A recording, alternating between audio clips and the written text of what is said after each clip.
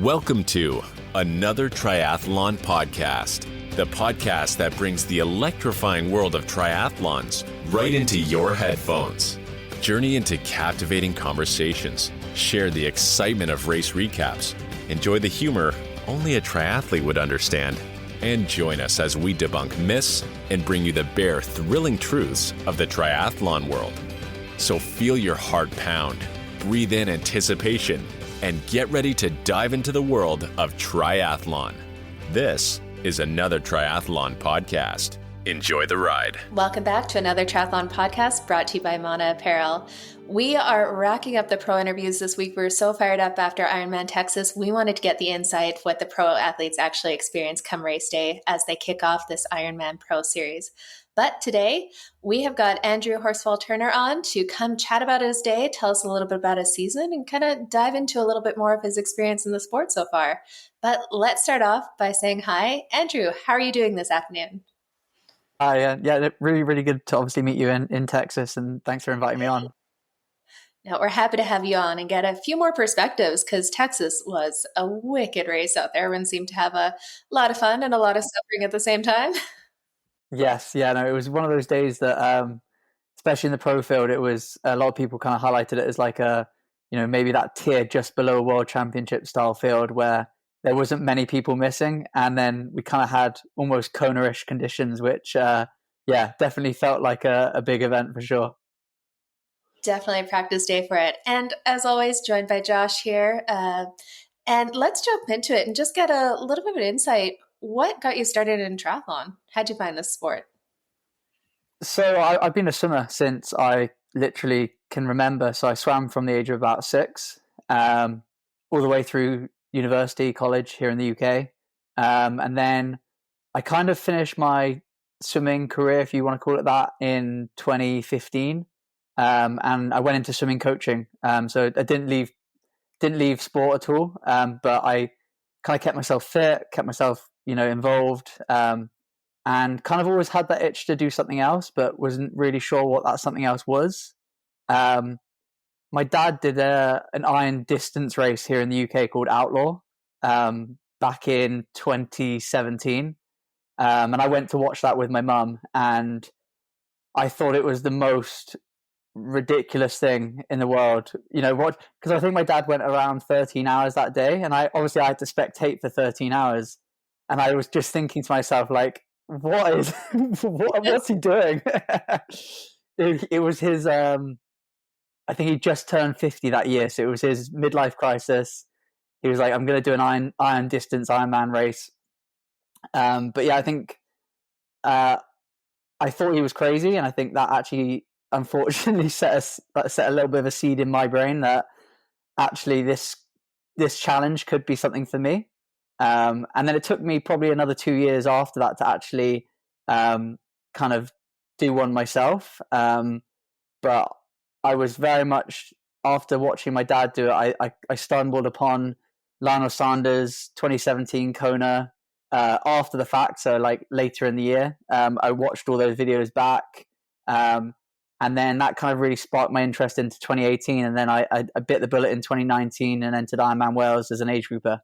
And then, it's kind of been a spiral since then. I've only been a pro now for, this is my third full year. So yeah, I'm still relatively fresh to the sport. I still feel like I'm learning stuff every year and every day almost. But yeah, it's been a super exciting journey. And what I thought was crazy back in 2017, I now have a incredible, massive passion for. And I can't imagine not doing it. So yeah, it's crazy how quickly things change. What was the scariest part as you got started in the sport after watching your dad spend 13 hours out there? Obviously, the swimming was not going to be a concern, right? And for a lot of us, that is the concern. So between the biking and running, what were you more concerned about, and what's been the bigger struggle? I'd say that I think mentally, maybe the cycling in the short term was probably the biggest thing, because having never been really on a road bike, I'd done some mountain biking as a kid, as a lot of people do.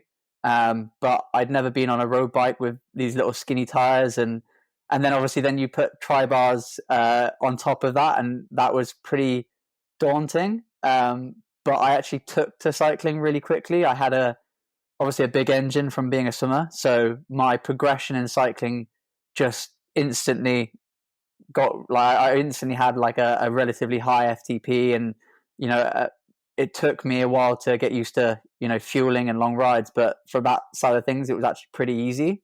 But running has been let's just say it's been a project ever since starting, and I've seen glimpses of it clicking and coming together, but I'm very much still kind of piecing it out. What I can see in training, I haven't quite seen in an Ironman race yet in terms of run performance. And I keep reminding myself that like some of the guys I'm racing against have been doing triathlon like 20 years. So I'm trying to be patient and trying not to rush the process. But yeah, running's been difficult. Being a swimmer my whole life as well. Like I just haven't spent time on land, so every little run niggle you can ever think of, or little injury you can think of, I probably had it. And navigating through them has been, it's been a journey. I feel like it's made me a better athlete because of it, because especially I do a bit of coaching now, and when an athlete says that they feel a niggle in a certain area, I kind of I'm not a physio by any means or a specialist in that area, but I kind of already instantly know what it might be, and I recommend going to see a professional and say, I think it might be this. So I think it's made me a better athlete and definitely a better coach because of what I've learned along the way. Yeah, and that's something we see a lot in swimmers, because you have so much aerobic capacity. You just don't have that resiliency to the pounding on the ground, so you're always doing it suspended in water. You get a lot of swimmers kind of in trouble the first little while. I think one of my early coaches described it as basically putting a Ferrari engine in like a beat up old car. When it came to actually deciding to make that shift to being a professional athlete, was there a race that kind of got you fired up to do that, or was that the goal after you started to do your first few triathlons and Ironmans? Yeah, I think it was kind of instantly one of the things that kind of drew me to the sport. I saw Lionel Sanders racing Kona, getting passed by Patrick. And I think before that, I'd always thought the triathlon was like you had to be like a Alistair Brownlee, super lean, super skinny, just look a certain way. And I think I'm slightly bigger built, slightly more muscular than maybe some other athletes. And watching, I guess, Lionel being a more muscular athlete, leading the world championship for that long, knowing that I had a talent in sport from swimming, it kind of, I guess, again, set the seed that like maybe I could race professionally and maybe there could be like a career path throughout this. So I definitely, even before I did my first race as an age group, I definitely had a bit of I think maybe I could be professional. But I very much believe like it will kind of happen when it happened. It took me, didn't take me that long. It took me like 2 and a bit years of being in the sport. I did 2 iron distance races before getting my license. But yeah, it was definitely, I guess I'm super competitive. And I guess that competitive nature, like instantly, as soon as I decided I was going to try triathlon, the competitive side of me just developed and was like, right, if I'm going to do this, like I'm going to try and be as good as I can be. And that's I guess what's still my key motivator, because I'm not necessarily someone who's out and out, motivated by say money or a particular result. I obviously love to race to win and stuff like that, but I'm always motivated by just being super competitive and seeing improvement. And I think that's quite important, especially in a sport where your career can extend 10 plus years. I'm only 30, so I'm hoping I've got another maybe 10 years of this if I keep improving. So yeah, that's kind of where the mindset came in, and also how I guess I developed quite quickly into the pro ranks as well. I mean, 10 years might be short these days if you look what Cam and Patrick are doing out there too. So It's quite impressive, and especially considering more young people going right to the longer distances too. So there's quite a disparity in the age now, which not always was the case. And I'd imagine it has to do a lot with nutrition and technology and just your training regimen. Kind of what are some of like those key weeks look like for you leading into an event like Ironman Texas or even a 70.3? Yeah, so it's obviously changed over the time. I've actually changed coaches this year, so that's been a fun kind of project, doing something slightly different than I've done previous years. I guess I actually raced Ironman South Africa 4 weeks before Texas. So the lead into Texas is probably a little bit, let's just say it didn't go as well as it should have gone. I managed to pick up a virus. I managed to get a little bit of a knee niggle. That obviously, in addition to recovering from South Africa and then trying to rest for Texas, I probably didn't really train properly, I say, between that period. But I guess if I take you guys back to pre-South Africa, a typical week for me is nothing extraordinary. I work part-time, so I coach on the side. I do a little bit of swim coaching on pool deck, and I do some triathlon coaching online. I also have a 2-year-old daughter, which she obviously keeps me pretty busy, and I've got another baby on the way next week, actually. So another busy. addition. So that's it's out of the way. Yeah, true. But I'm also a firm believer that, like, once you get above, say, 21, 22 hours, they're all hours. I don't think there's necessarily a massive difference from an athlete who's training 21 hours and an athlete who's training 30 hours, 35 hours. Some people need the 35 hours because they've been doing the sport for so many years that if they don't train 30 plus hours, they're not going to get an adequate stimulus to try and keep on improving. So I think from that perspective, I'm quite fortunate. And I think I probably average around, those low to mid 20 hours, like kind of weeks consistently. But yeah, it's very, very normal kind of stuff, like a long run every week with like a decent build. I've played around in the past with like really big, long bike sessions as well. And I think I found that they fatigued me. And again, I think it may be because I'm quite young to the sport. Like I could do these big kind of heroic 4-hour sessions with loads of efforts at Ironman intensity. And, I could do them, but I couldn't recover off them and I couldn't adapt from them properly. So we've actually come back to much more of a frequency instead of duration. So instead of riding my bike for 6 hours one day, and then having a day off the bike or having 2 days off the bike, I am doing like 3 hours one day, 2 hours the next day, 2 hours the next day, and kind of just spreading that workload. I think the longest ride I actually did I did a training camp in Lanzarote in January where I obviously did a bit more long rides. But between the end of January and South Africa, or even Texas, the longest ride I've done is only 4 hours in duration. So I think that's working really well. Swimming for me is about consistency. As long as I'm in the water, as long as I'm touching the water 4 to 5 times a week, I'm kind of plus or minus a percent always there or thereabouts with where I need to be front pack. So I don't never stress too much about the swimming aspect.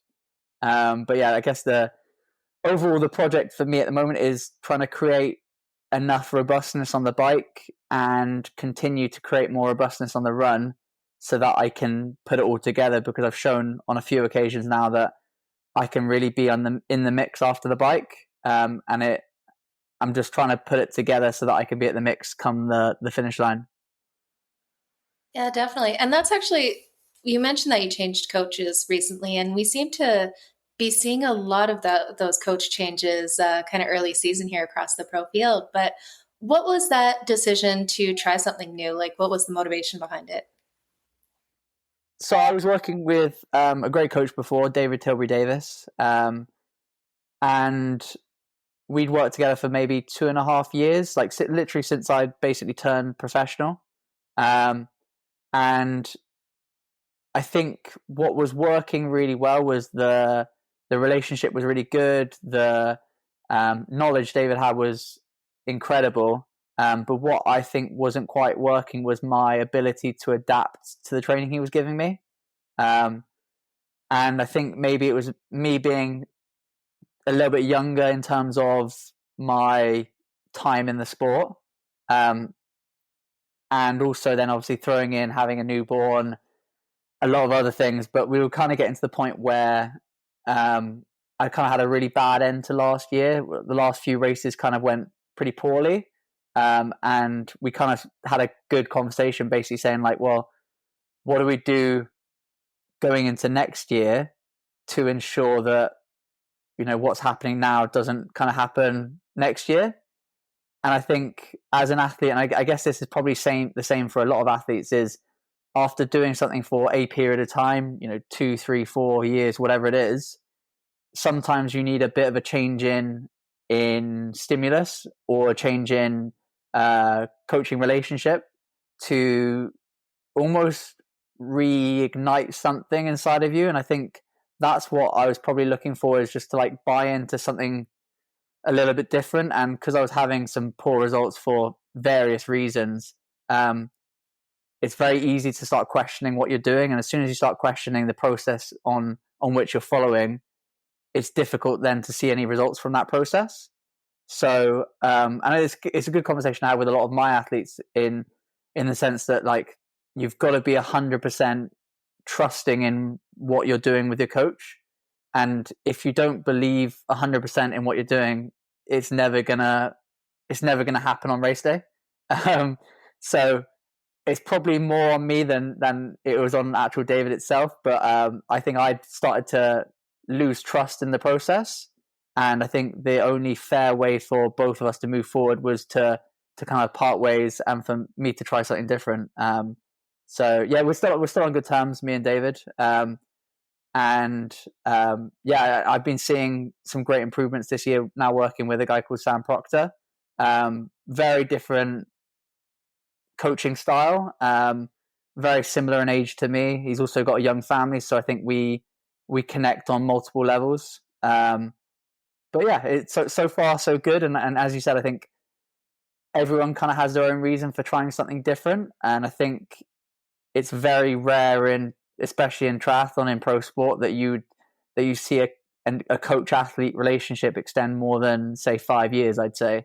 I think that's just how things go. I think every kind of relationship runs its course. Jenna said it too. I mean, it seems like a lot of people just for some reason 2025 is the year to change coaches and change it up, but the results are still coming, and I think we all need to make changes at all aspects of life, right? At some point, you change things up just to remotivate yourself and then go with your discipline and keep going.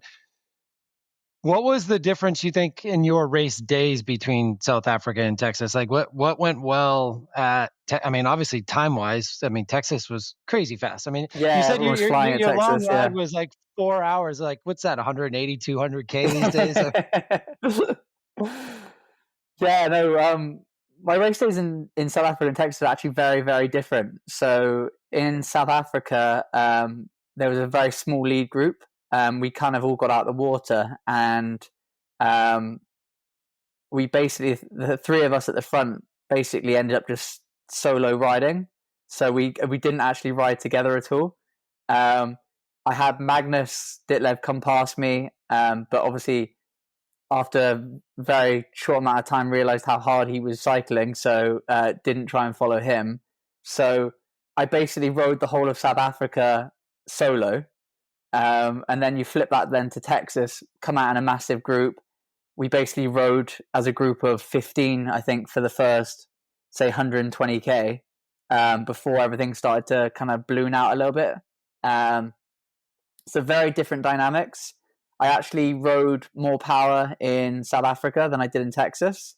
But, Texas, I rode 3:59, whereas in South Africa we were like I was 4:24, I think. So almost half an hour more on the bike. That's crazy. Yeah, it seemed like just insane conditions in Texas, and everyone went under 4 hours, it feels like. Yeah, I think it was 13. I don't, it might have been 14, but 13 people who finished rode under 4 hours. And I think from my I know that there's been a couple of courses in the past, such as Barcelona last year and Hamburg. But from my experience, from knowing those races, I believe those two races were pretty like short in distance, like 175 in terms of distance. Whereas like Texas is a legit 180. I can show you the Garmin files. So I think legitimately it's some of the fastest riding we've ever seen in an Ironman, and obviously Cam breaking the actual Ironman record was a testament to that as well. Definitely. Now, when you came out of the water in Texas, like you said, it was a bit of a different situation in South Africa. Were you surprised how many pros were all together, like coming out of the water and onto the bike? Yeah. So my ambition before the race was to try and not necessarily get away on my own, but try and get away with a small group. I thought there would be people like Willie Hirsch, Andres Salzberg, Matthew Marcotte, and maybe a couple of others. I thought there'd be hopefully a little group of us. But the first kilometer was absolute chaos. I was getting, I thought I got away, and then all of a sudden, like someone's jumping on my hip, and then next thing I know, I'm getting hit in the face, and I had my goggle punched off my face a couple of times. So it turned into more of like a wrestling match than it did actually a swim. So I knew when I got into the canal and I was side by side with a swimmer, and I took a couple of looks and realized it was Christian. I knew as soon as I saw Christian that this group's going to be big, because Christian's a good swimmer, but he's normally only makes the front group if it's a big pack.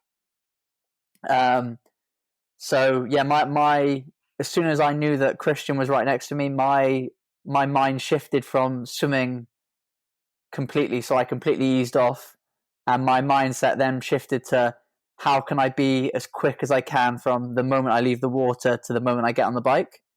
Because I knew that if you weren't on the bike in the top, say 10 athletes, there's a good chance you could get dropped. So I put everything into that. I think I got onto the bike in 5th in the end. But yeah, it was interesting because even through the first 20K, I think our group of 22 out the water turned into like a group of 14. So tactically, I think I made a very good decision there. Yeah, and you brought up something that a lot of people have heard talk about with this race specifically. When you get that longer train coming out of the water, you need to almost make sure you're in that front 7 of 14 or that at least that front half, because if you're going to pass somebody, you're not going to be able to slide in or slot yourself in legally. And and if you're in the back, and if the front goes off and surges, you're not going to be able to react to it either. So I'm sure when you got off and got up into that front 5, you felt like you could settle into the race without having that concern, right? Yeah, no, for sure. And I think you then have to just play the dynamics of, as you said there, everyone's trying to ride, say, 12 to 14 meters, and we've got Race Ranger to tell us exactly where that is. So the ability to slot in, it does come up every so often, and there is sometimes an opportunity to, say, leapfrog one athlete, but you don't necessarily want to put yourself in that position even if you're in 5th or 6th, because trying to pass 5 guys it's a big effort, and it's efforts that you don't want to make in a race. But yeah, I think positioning was one thing. I think for me as well, like trying to ride the course as best as I could. So when I was coming into corners, I would tend to ease up a little bit earlier than some athletes in front of me, because I felt that I could take the corners quicker than people, and then I would then roll back into the blue light.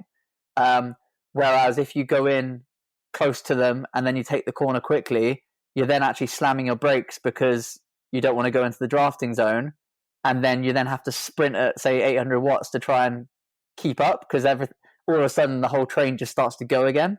So just trying to be as tactical and ride my bike as well as I could to mitigate those situations was actually, it kept you very mentally engaged. Let's put it that way.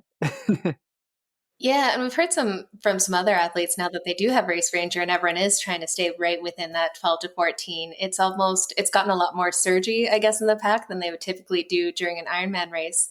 Have you done anything in your training to kind of address some of those smaller surges on those long rides, or have you changed it at all? So I think I guess the program I follow at the moment, it leaves a little bit of, we're not doing necessarily like VO2 max focused work right now, but it leaves a little bit of intensity on the bike always, even if we're focusing on more like steady state work. And I think that's for the reason of the ability to go there.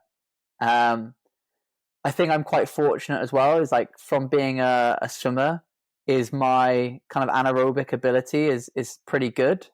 So I don't kind of struggle with those like short bursts. Like, I'm not saying I'm a sprinter by any means. I'm definitely an endurance athlete. But I think I still have a better top end than a few people. Yes. So my ability to push up to, if I needed to 8, 9, 1,000 watts for short periods of time, it is there.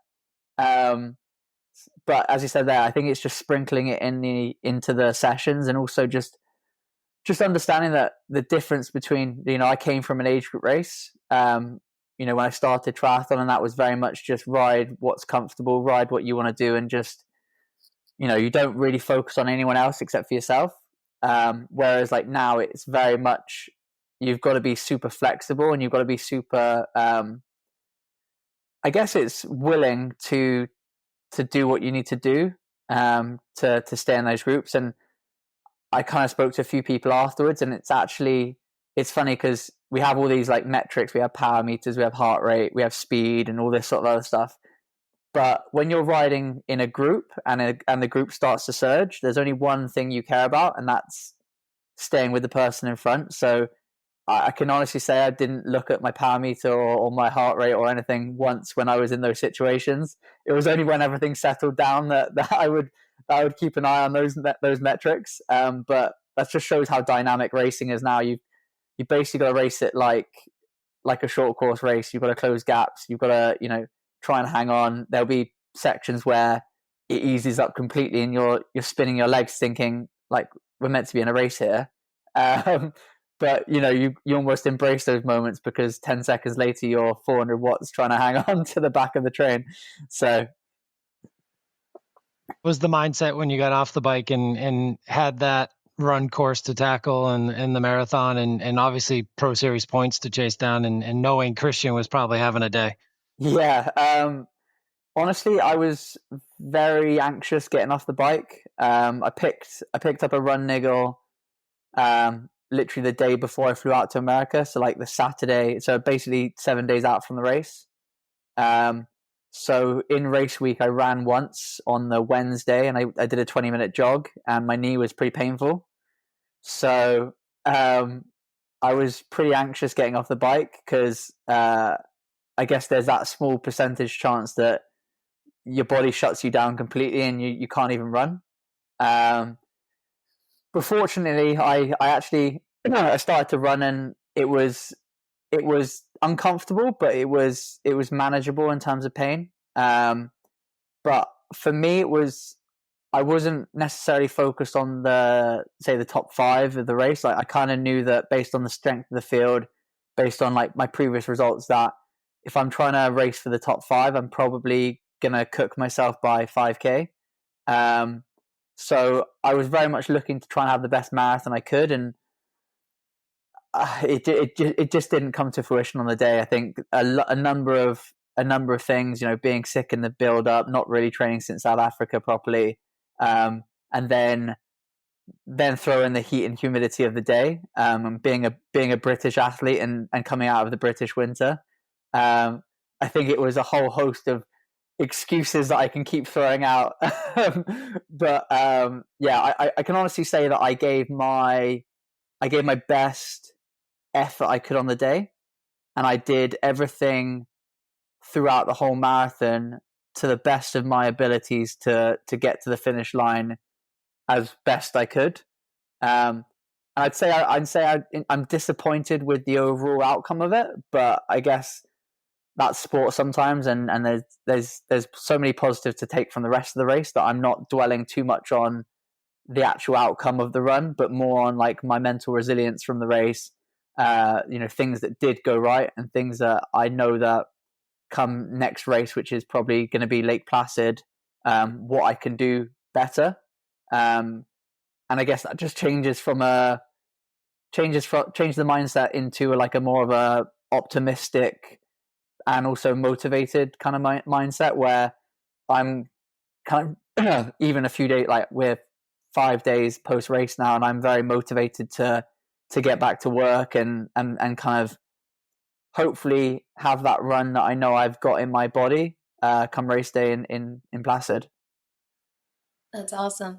Now, you mentioned Placid, you've done a couple Ironmans here. Are you chasing down those Pro Series points and going after that as your focus this year? Yeah, no, I definitely, last year I kind of let it go relatively early. I got sick at Texas, and then I was like, well, you need solid races to make the Pro Series work. So yeah, I'm 100% working for the Pro Series. I'm pretty confident that if I can have a solid day in Placid, and then I'm also racing 70.3 Swansea and the 70.3 World Championships. So I'm hopeful that, hopefully I have solid days across those 3 races. That should put me in the mix, hopefully, for the top 20. That would be I'd be really happy with the top 20 this season to, hopefully then seasons to come, try and challenge the top 10, etc. But yeah, I'm going to see how Placid goes. There's an outside chance that I grab a niche slot, and then that then adds another Ironman into the mix. But yeah, I'm definitely chasing those Pro Series points, and it definitely makes the racing. You guys can agree or disagree, but I've never seen in season racing, even in my short period being in the sport, like we have had the last, even South Africa and Texas. Racing Martin Van Riel, Magnus Ditlev, etc. in South Africa, and then coming to Texas and having the Norwegians, Rudy. It's incredible, because sometimes you could go seasons without racing some of those big names. Yeah, you've had you got to go to Peru and race with Justin Reale if you want to get away from all the big. And even there, he still was 3rd place. And I know he had a tough week, but I mean, yeah, it seems like every week when we look at the pro fields, no matter where it is, it's Pro Series or not, it's still a big race. But then you add that Pro Series aspect to it, and it's gonna be a world championship quality field of some sort. And how close? I mean, you've had a good Swansea, right? I mean, you had a great Swansea last year. Yeah. So I finished on the podium there last year, and it's now a Pro Series race this year. So I'm definitely anticipating it for it to be a slightly harder field. But I literally live, so the end of my road is part of the bike course. So no way. I can honestly say that hopefully no one knows the bike course better than me. But yeah, I've definitely got the home field advantage there, and it's a super hard British style of race where you're either going to hit a pothole or a bush. So how close is that to Placid? Because they're both July, right? So it's 7 days out. So it's 7. So Swansea's first, and then Lake Placid's afterwards. But I was chatting to my coach actually just this morning about it, and we both agreed that it's more feasible than any other race because I haven't got to travel for Swansea. So I'm literally in my own bed, roll out of bed, race 70.3. And then because of where Lake Placid is compared to the UK, it doesn't require like a big time shift. So I can get away with flying Tuesday or Wednesday. So I can have a day or two after the race to recover and then fly out. And then, you do a couple of easy sessions and then it's race day again. So I've never done a back-to-back like that before. But, logistically speaking and logically speaking, I think it can work. But yeah, time will tell. At To least it's Cam, short talk to to Martin long. Van Riel. I mean, Yeah, Much for better sure. than I think short. it's relatively short, but I think like the key things are, not trying to do anything that week between races that feels bad. So if your body's feeling tired, it's just like, well, don't do that session. Like, just take it easy. And like key things would be like, not overeating, but eating a lot and trying to sleep a lot. I think if you nail those two things, and then you can get the body moving pretty well. I don't see why I shouldn't be able to bounce back, hopefully to 100%. Awesome. Well, we'll definitely be following along there. We've got a couple kind of quick fire questions that we run through here with the pro athletes. Nothing too crazy, but we'll start with, what's the weirdest thing you've ever eaten during like training or racing? Maybe you're bonked on the side of the road and just needed something from a gas station. Um, weirdest thing. I'm trying to think more like long rides. It's if I've gone out for a long ride and I'm desperate. Probably. So in the UK we have like, do you have like pasties in the States? So like, yeah. So we have like a thing called a Cornish pasty. Have you ever heard of that? no. So down in Cornwall, it was made from Cornwall, so Cornish. It's basically like a pasty, so like short crust like pastry on the outside, and then it's got like beef, potato, carrot, and a few other things in like a mushed up kind of mix on the inside of it. But I can remember a couple of times that I pulled over and just like walked into the shop and thought, what can I get that's going to get me home? And I've seen one of them and I've just absolutely demolished it. Mentioned this on another as training in Scotland for a while, and a good sausage roll on a long ride. Oh yeah, a sausage roll, yeah, for sure. Okay, if you had to race an Ironman triathlon as a pair with another pro, who would it be? Now, this could be someone that is faster than you, that would push you to go faster, or just someone that would be fun to spend an Ironman hanging out with. That's a really good question. Again, I'm thinking someone who's maybe like a good swimmer, good cyclist, and maybe a better runner than me. Yeah. It's really hard. I'd probably have to go with someone like Magnus Ditlev, but I'd have to get him to calm down on the bike a little bit. Because I think on his day he can have a really good swim, so I could let him swim on my feet, and then on the bike, if he eased up a little bit and let me just follow his wheel. And I think from my brief interactions with him, he seems like a super nice guy, and I think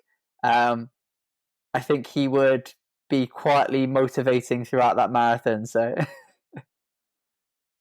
yeah, he's been a popular pick on. And especially, it would be so much fun to actually see some more racing like that sub 7, sub 8, where you can pair up with someone and do a draft fest. Yeah, no, I love the idea of it. I think, and it speaks to the kind of like, I guess, nerdy side of me, which loves like aerodynamics on the bike and saving watts and all this sort of thing. And trying to ride in groups sounds, it speaks to me, definitely. So fun. Magnus would have a harder time finding someone to draft off of, though, with his size. He'd have to be going down the route of Felipe Garner and some Pro Tour cyclists who are almost the same height as him. Yeah. That would be good. Yeah, I remember with Joe Skipper over doing sub 7, sub 8, got all Alistair put together that pro cyclist kind of team in there, and Joe's mindset was just basically, you guys go as fast as you can. They're like, we don't know how it'll go after like 2 hours because we've never ridden that long. And Joe's like, I'm just going to try to hang on and see what happens. He did it pretty well, didn't he? Okay, so if triathlon had a fourth discipline, what would be the activity you would add that would give you the advantage over everyone else? Oh, we've had everything from beer drinking to hockey to skiing. Beer drinking. No, I'm not sure I'd be good at that one. Probably say something like really random, like rock climbing, because I think being a swimmer and having a swimming background, I think my upper body would be maybe slightly stronger than a lot of triathletes. So maybe having, give me a chance to train it a little bit. But I think I used to be pretty good at pull-ups when I used to swim. So maybe rock climbing, that might be a good one. Are you doing that before the swim as a warm up and then getting in the water? Where would we put it? I reckon we start with the rock climbing so that everyone's arms are absolutely toast. And I think that way, anyone who has a good, strong background in swimming would really get the benefits, I think. There we go. New sport coming up. With training and racing, do you have a guilty pleasure song or something that just gets you like fired up and ready to go for those hard sessions? Yes, I've got I guess not necessarily one song, but I've got like I call it like, I think it's labeled Session on my Apple Music. And it's like maybe like only 5 songs long, but I know that if I put that playlist on and I've got like hard efforts on the bike or something like that, I know that I can just push that extra % or 2. So I think it's got like Kanye West Power on it, and one of the Paramore songs, I think, I can't remember the name of that song. But yeah, it's a mixture of a couple of like rap songs and a couple of rock songs. And I put that playlist on, and yeah, you basically just gain 20 watts easy. Perfect. And then the last question here, what's a piece of advice you've gotten over the years that really kind of resonated with you? Good question again. Probably about the journey of sport, not necessarily the destination. I think the daily grind, as people call it, I kind of enjoy, and I kind of thrive in that process. I love training, and I love the opportunity to push myself. So I'd probably say the process is the bit that everyone loves. Everyone loves to win races, don't get me wrong, but you also see a lot of athletes who have a little bit of success and then also have a lot of down periods after that, because I think once you get to the finish line, that's kind of like what now mentality. Whereas I think a lot of people who strive throughout their whole career, and I definitely think of myself as a bit of an underdog and a workhorse, where I am keep chipping away, and I know that I've got big potential and results hopefully down the line, and I've had some good results along the way as well. But I think definitely the biggest lesson is just really enjoy the journey and the process. I love that. One question we got from the audience that keeps coming up for our other guests, and I might as well ask it to you as well, and it seems like it's one of the bigger questions these days, is how are you fueling your bike during an Ironman these days? Like, what are the carbs per hours? How's that look in your world? Yeah, it's 210 grams of carbs an hour, just 10 more than Cam.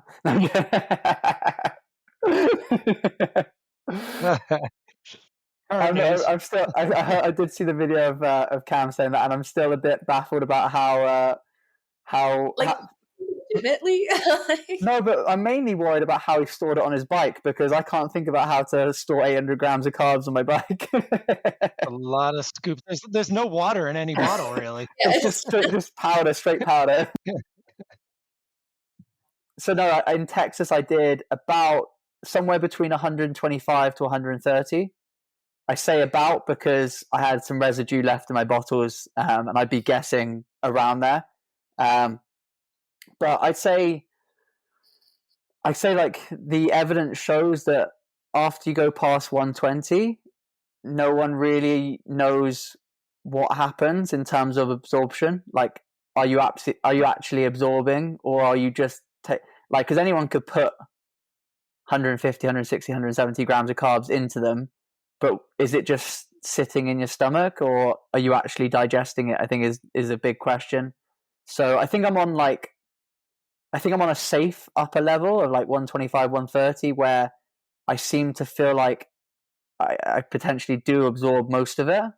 But I think there is still, like, again, me being relatively new to the sport, I think I've still got potential to play around with that. And I also know athletes that have gone lower, actively gone slightly lower, say 90 to 100, because they find that by going slightly lower, the body really absorbs everything, and they actually then feel much better on the run as a result. So yeah, it's an interesting one. I think also the source in which you get the carbohydrates is really important. I think you can just you've got to mix some sort of form of fructose with your maltodextrin or your glucose, or I worked with a company called Fast Food a couple of years ago, and they had a completely different carbohydrate source called Glaca something. I'm not a very good sales pitch. I actually used it yesterday for my run. Did you? Yeah. So I think there's multiple ways of getting sugars in, and I think some will work better for others. And I think it's about playing around with different combinations. And I think the only way to do that is, practice. And I think when I do anything that's race pace specific in training, even if it's only a 2.5 hour ride, but loads of like race intensity work, is I'll tend to fuel it like an Ironman. And the idea behind that is actually getting off the bike after 2.5 hours and feeling good and feeling like the session hasn't completely depleted you. Because I think the old school mentality of triathlon training was like, if you're not kind of getting off the bike and feeling like you're going to faint, you haven't trained hard enough. So I'm pretty glad we've moved past that, and we've moved to a place where feeling good is the goal. And we want to be a little bit tired, but if you get off the bike and you're feeling good, or if you finish a run session and you feel good, that's the desired outcome, because you're going to then be able to recover. Yeah, and especially with one little kid running around and another one on the way, completely destroyed after those hands sessions. will be filled. Really. Now, where's the best way for everyone to kind of follow along with you this season and see how it's going? Yeah, no, the best place is Instagram. I'm Andrew_H_T. But if you search Andrew Horsfall-Turner, I'm pretty sure you won't find another one. I also have done a bit of YouTube in the past. So again, if you wanted to search me on there, I've got some. I guess if you really search back, you can see a few YouTube videos I made when I was on the journey to try and even turn professional back in 2021. So yeah, there's a bit of history on that YouTube channel, and I have every so often uploaded a video. I do like to put them out, but as I've said, last couple of years, adding a kid to the mix, you lose that free time a little bit. Yes, definitely. Well, fantastic. Thank you so much for taking the time and joining us here today. We sure appreciate it, and we got some great insights. But till then, we will be following along with your next race coming up. Thank you very much. It's been great. Thanks, Andrew.